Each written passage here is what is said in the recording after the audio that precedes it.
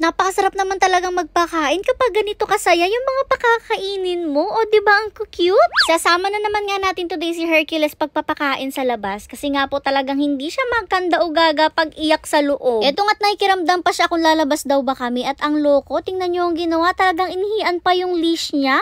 Naging everyday routine na nga yung paglabas na tuwing hapon. Kasi talagang magpapakamatay siya kaiiyak kapag hindi mo inilabas. Dito nga talaga nagkakatinginan sila ni mama kasi nakikiramdam nga siya kung bakit hindi pa daw umaalis. Kasi naman nga yung kuya Sermier niya ay kumukuha pa ng pagkain. Ayun nga pala yung palagi naming dala-dala. May laman po yung dog food na binibigay natin sa mga to. Paglabas naman natin, napakadami ng doggies dito sa labas at hindi lang doggy be. Meron ding kambing na talagang enjoy naman si Hercules pagtingin. Grabing titig na titig sa kambing. Akala mo nanonood lang ng sine. Ang cute naman kasi ng kambing na to, puro kalokohan. Pinasakay na nga siya agad sa tricab para makaalis na rin. Yes po, nagta-tricab na tayo ngayon kasi medyo malayo nga po yung iba nating pakakainin. Dati kasi nilalakad lang natin kasi marami na nga dito sa around ng place natin. Pero ngayon kasi may nakita kami na medyo malayo-layo dito sa atin. Kaya lagi kami nagta-tricab kapag pakakainin sila. At napaka-cute nga ng mga to kasi pagdaan pa lang ng tricab, alam na nila yung tunog. Nagsisilabasa na sila. Dali-dali nga akong bumaba at isinama ko sila sa tabi kasi may dadaang sasakyan, delikado. At ayan, dito ko na nga rin sila binigyan ng pagkain. Ang cute nga kasi itong isa binubuksan pa lang ni ate siya, may yung pakainan ay nangunguha na sa loob. Talaga nga napakababait at napaka-cute ng mga doggy na to at tuwan-tuwa sila kapag dumadaan nga kami dito at natutuwa rin naman kami sa kanila. And sa tingin nga namin na isang pamilya tong mga doggy na to kasi merong maliit na kamukha ng isang malaki. Si Hercules nga talagang nood na nood At ayan, lafang na nga sila at si Hercules naman nood na nood rin naman sa kanila. Gustong-gustong bumaba pero syempre hindi naman natin pwedeng pababain yan, diba? Kawa naman ng mga doggy, matatakot sa kanya kasi malaki nga siya. Hinayaan na nga natin sila dyan at umuwi na nga po ulit tayo. Ito naman si Hercules, pagdaan dito sa may damuhan, nag-iiyak-iyak na. Gusto nang bumaba at gusto nang magtakbo-takbo ng ate mo.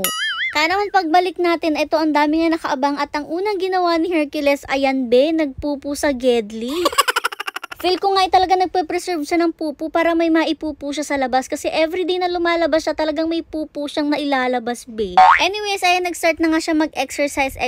Talagang enjoy na niya yung paglabas na ganito kasi naman hindi rin talaga kainitan tuwing hapon. At least somehow nasasanay siya na ganito na medyo naiinitan at medyo napapagod kasi dati talaga be, talaga nasa harap lang yan ng electric fan at ayaw umalis doon. Matanggal mo nga lang yan ng konti sa harap ng electric fan or patayin mo lang saglit yung electric fan niya, talagang magwawala na yan ng matindi. Pero ngayon nga nasasanay na siya na napapagod kaya naman gumaganda na rin talaga yung katawan niya. Hindi na siya sobrang tabatchoy. Habang nagtatakbo si Hercules, ito naman yung ganap dito sa atin. Grabe, may nag-away agad paglabas ko. Nag-aaway-away pa itong mga to kaya naman naiinis ako. Ayaw kasi talaga namin na may mga nag-aaway na doggy lalo na nga dito sa harap natin. Kasi pinakakain na nga sila. Dapat bati-bati na lang din talaga sila. At ayan nga napakadami na lang nag-aantay habang nag-refill si mama ng lagayan ng dog food kasi naubos na nga po doon sa una nating pinuntahan. At yung in-refill nga po niya ay inubos na rin nga po niya sa mga yan. Kaya naman mabilis rin ang dog food natin na binibigay sa mga to. Pero okay lang yan. At least hindi na nga po nagugutom itong mga doggies na to. Kasi dati pag-gala-gala sila para maghanap ng pagkain. Maya-maya pa sinundo na nga po tayo ng mga to. Alam nyo ba ito si Mohawks? Grabe maganda na talaga yung itsura niya. Hindi na nga daw sana pupunta si na mama dito. Kasi kung mapapansin nyo, mukha naman silang busog na. Pero talagang nanundo pa sila. Kaya naman pumunta din si na mama. Ang cute nga ng mga to. Nanunundo pa talaga. At napakarami din yung doggies dito sa kanto dito. Kaso itong mga to, ito yung mga matatapang kasi nga ito yung mga madalas nang aaway sa mga doggies dun sa harap. Ayun nga nila pag na ni mama ang dog food nila at ang cute na nga nila. Tingnan nyo, ang gaganda na ng mga itsura. Ang linis nga din nila tingnan ngayon, maputi nga sila, mukhang bagong ligo pa. Habang nagkakainan nga tong dalawang to, hindi lumalapit si Mohawks. Naghihintay lang siya doon sa gilid ng bahay. Hindi ko alam kung bakit. Tapos yung mga doggy naman na medyo matatapang andito sa gilid. Kaya sila matapang nga pala kasi may inhit at pinag-aaway-awayan nga nila yung babaeng inhit. Ganon kasi talaga yung mga lalaking doggy, madalas sila nag-aaway. Ito na nga si Mohawks, nag-aabang lang sa Gedli, hindi na nga napakita pero syempre binigyan din naman siya ng pagkain at lumafang na rin siya. Lumalabas na nga rin yung kulay niya, parang medyo ma-red pala siya, tapos may spots na black din. Hindi nga namin maintindihan, basta ang ganda ng kulay niya. Habang nagkakainan nga itong mga to, itong si Hercules ay todo exercise pa rin talaga dito. Maloloko ka dito kay Hercules, mapapansin mo kung paano siya makipag-communicate at paano niya sabihin yung mga gusto at ayaw niya. Gusto niya kasi talagang dumiretso dito sa pahabang to, pero hindi nga pwede kasi maraming doggy doon. Kaya ayan, pinipigilan siya ng Kuya Sermer niya, pero ayaw niya, kaya kinagat niya yung tali niya. Hinihila na nga siya pabalik, pero ayaw niya talaga, kaya ayan, hindi na lang siya umibo sa pwesto. Grabe na rin ang kalokohan, no? Kinailangan pa nga siyang utu-utuin para lang tumakbo na pabalik, kasi naman gusto-gusto niya talaga makarating doon, pero hindi nga namin siya masyadong dinadala doon. Nagtakbo-takbo na nga sila pa uwi para naman mapagod din si Hercules, kaso may pa-stopover talaga siya, tinitingnan niyo yung maliit na doggy. Ang goal kasi talaga is mapagod siya, para nga po pag uwi niya, tumigil na siya sa pagliligalig at talagang humiga na lang siya. Apakaligalig naman kasi. Pagbalik nga niya, naabutan pa niyang kumakain yung mga doggy sa gilid, kaya naman sabi ko ay hawakan ng ayos Hercules